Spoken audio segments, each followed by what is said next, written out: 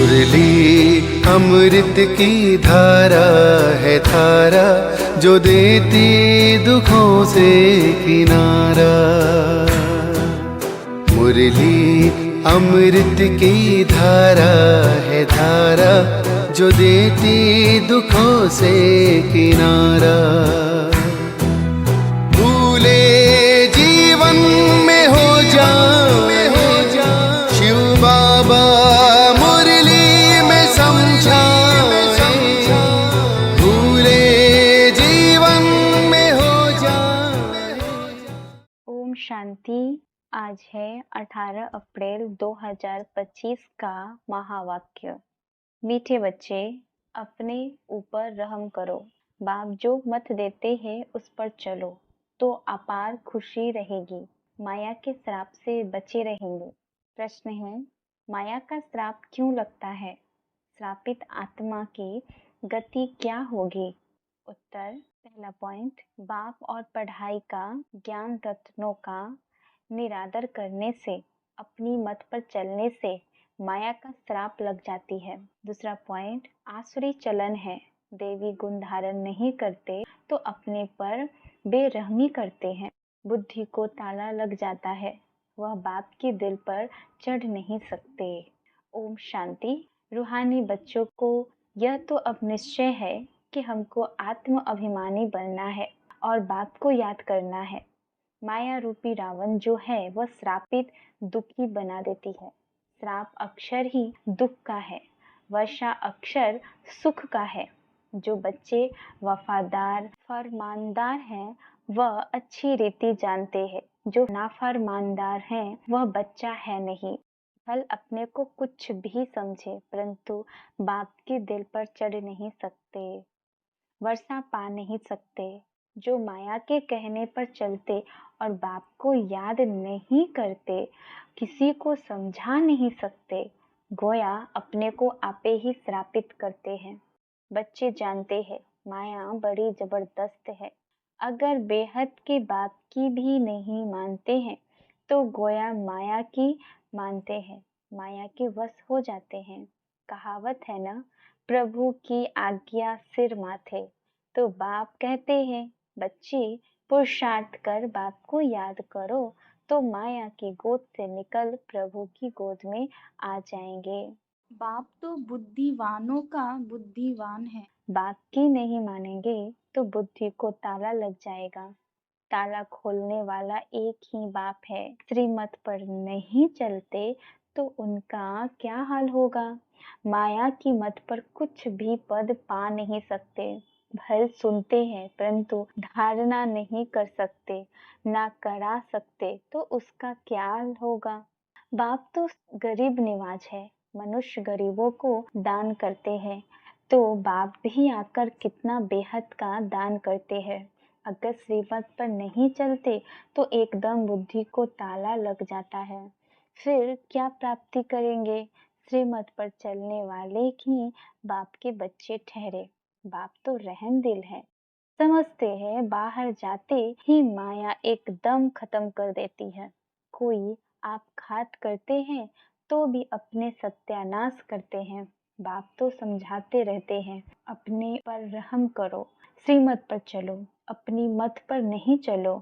श्रीमत पर चलने से खुशी का पारा चढ़ेगा। लक्ष्मी नारायण की शक्ल देखो कैसी खुशनुमा है, तो पुरुषार्थ कर ऐसा उच्च पद पाना चाहिए ना। बाप अविनाशी ज्ञान रतन देते हैं तो उनका निरादर क्यों करना चाहिए? रत्नों से झोली भरनी चाहिए। सुनते तो हैं परंतु झोली नहीं भरते, क्योंकि बाप को याद नहीं करते। आसुरी चलन चलते हैं। बाप बार बार समझाते रहते हैं, अपने पर रहम करो, देवी गुण धारण करो। वह है ही आसुरी संप्रदाय। उनको बाप आकर परिस्तानी बनाते हैं। परिस्तान स्वर्ग को कहा जाता है। मनुष्य कितना धक्का खाते रहते हैं। सन्यासियों आदि के पास जाते हैं, समझते हैं मन को शांति मिलेगी। वास्तव में यह अक्षर ही रॉन्ग है, उनका कोई अर्थ नहीं। शांति तो आत्मा को चाहिए ना। आत्मा स्वयं शांत स्वरूप है। ऐसे भी नहीं कहते कि आत्मा को कैसे शांति मिले, कहते हैं मन को शांति कैसे मिले। अब मन क्या है, बुद्धि क्या है, आत्मा क्या है, कुछ भी जानते नहीं। जो कुछ कहते अथवा करते हैं वह सब है भक्ति मार्ग।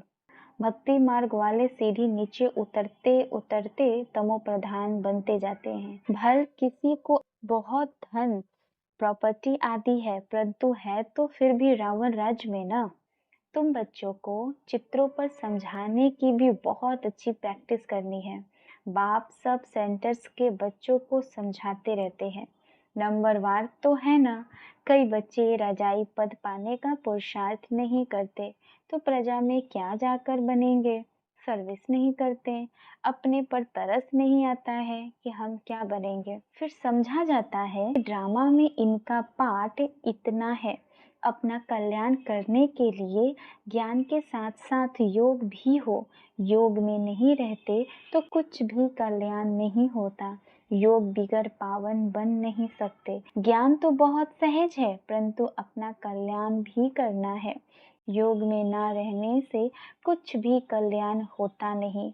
योग बिगर पावन कैसे बनेंगे। ज्ञान अलग चीज है, योग अलग चीज है।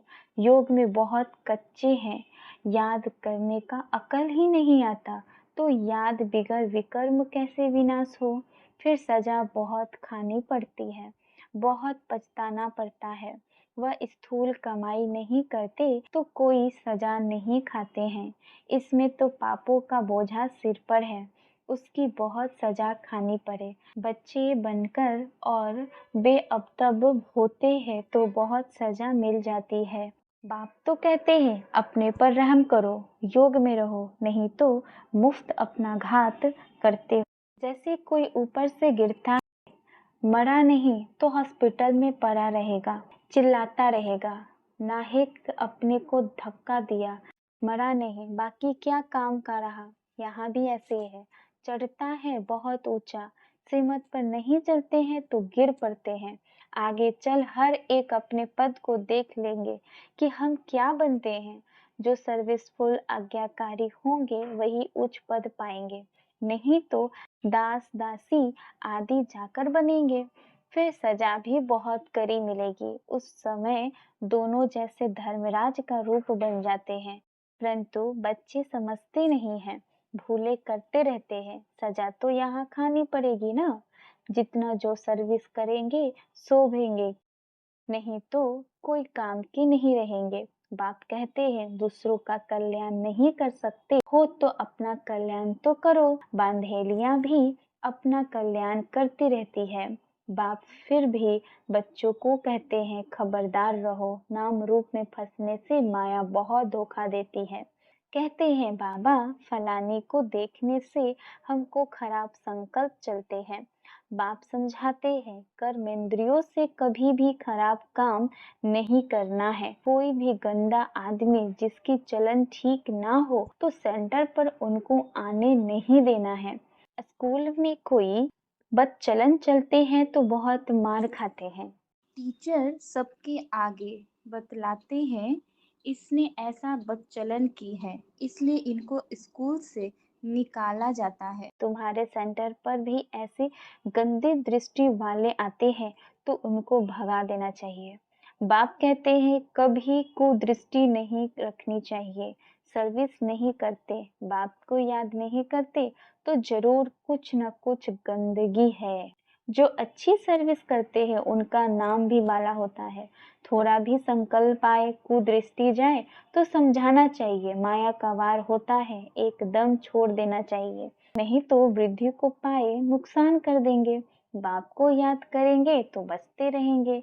बाबा सब बच्चों को सावधान करते हैं, खबरदार रहो, कहाँ अपने कुल का नाम बदनाम नहीं करो। कोई गंधर्वी विवाह कर इकट्ठे रहते हैं तो कितना नाम बाला करते हैं, कोई फिर गंदे बन पड़ते हैं। यहाँ तुम आए हो अपनी सदगति करने, ना कि बुरी गति करने।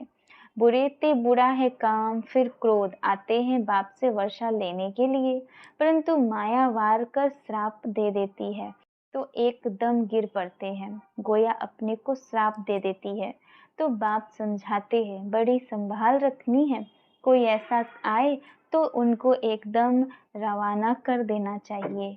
दिखाते भी है ना, अमृत पीने आए फिर बाहर जाकर असुर बन गंध किया, वह फिर यह ज्ञान सुना ना सके, ताला बंद हो जाता है। बाप कहते हैं अपनी सर्विस पर ही तत्पर रहना चाहिए, बाप की याद में रहते रहते पिछाड़ी को चले जाना है घर। गीत भी है ना, रात के राही थक मत जाना, आत्मा को घर जाना है, आत्मा ही राही है, आत्मा को रोज समझाया जाता है। अब तुम शांति धाम जाने के राही हो, तो अब बाप को, घर को और वर्षे को याद करते रहो। अपने को देखना है, माया कहाँ धोखा तो नहीं देती है। मैं अपने बाप को याद करता हूँ। ऊंचे से ऊंचे बाप की तरफ ही दृष्टि रहे, यह है बहुत ऊंच पुरुषार्थ। बाप कहते हैं बच्चे कुदृष्टि छोड़ दो, दे अभिमान माना कुदृष्टि, दे ही अभिमानी माना शुद्ध दृष्टि। तो बच्चों की दृष्टि बाप की तरफ रहनी चाहिए। वर्षा बहुत ऊंचा है, विश्व की बादशाही कम बात है। स्वप्न में भी किसी को नहीं होगा कि पढ़ाई से, योग से विश्व की बादशाही मिल सकती है। पढ़कर उच्च पद पाएंगे तो बाप भी खुश होगा, टीचर भी खुश होगा, सदगुरु भी खुश होगा। याद करते रहेंगे तो बाप भी पुचकार देते रहेंगे। बाप कहते हैं बच्चे यह खामियां निकाल दो, नहीं तो मुफ्त नाम बदनाम करेंगे। बाप तो विश्व का मालिक बनाते हैं, सौभाग्य खोलते हैं। भारतवासी ही 100% सौभाग्यशाली थे, सो फिर 100% दुर्भाग्यशाली बने हैं। फिर तुमको सौभाग्यशाली बनाने के लिए पढ़ाया जाता है। बाबा ने समझाया है धर्म के जो बड़े बड़े हैं वह भी तुम्हारे पास आएंगे, योग सीख कर जाएंगे। म्यूजियम में जो टूरिस्ट आते हैं उनको भी तुम समझा सकते हो।